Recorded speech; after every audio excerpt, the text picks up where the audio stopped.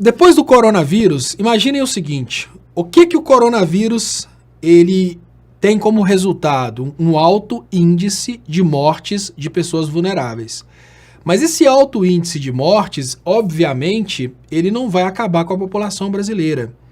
Mas imaginem vocês que depois dessa epidemia, o Brasil vai ter diminuído a sua economia de uma forma, assim, absurda.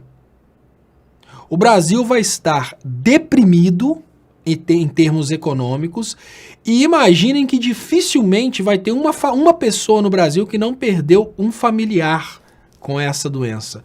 Dificilmente nós teremos no Brasil assim uma situação em que todas as pessoas vão estar felizes. A gente vai ter uma depressão econômica e uma depressão social. O povo vai estar vivendo mais ou menos a situação da Alemanha pós-guerra.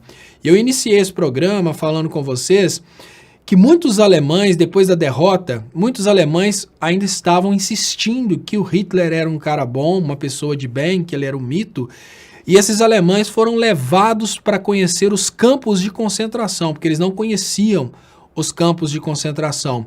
E o que eu falo com vocês é que depois dessa epidemia de coronavírus, o Brasil vai estar deprimido em todos os sentidos, como diz o JU 333. O Brasil vai estar deprimido economicamente, o Brasil vai estar num estado de depressão social, a sociedade brasileira vai estar completamente triste e a foto que vai ser lembrada, com certeza vai ser essa.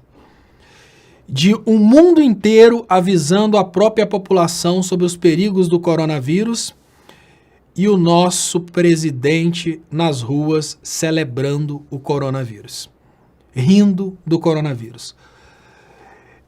Infelizmente, eu não acredito que essa situação venha desequilibrar a fé dos fanáticos aos pastores. Eu acho que não, porque o fanático ele não pode ser analisado como um ser humano comum.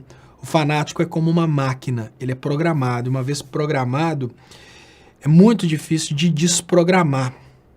Mas a grande população, grande parte da população brasileira, ela vai estar deprimida.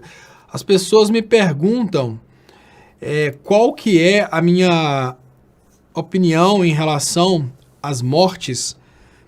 Olha, eu fiz uma cópia da estatística da Merkel, da Alemanha, que é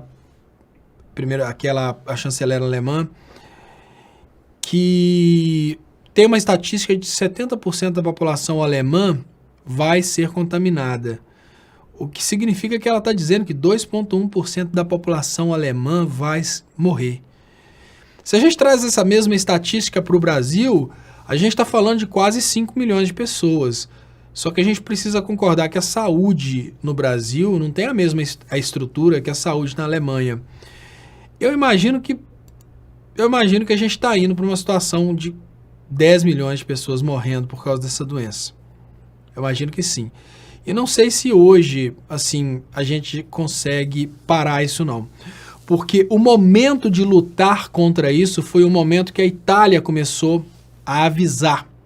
Quando a Itália começou a dar um sinal de que realmente o bicho estava pegando, aqui do Brasil, as nossas autoridades estavam rindo da Itália, né?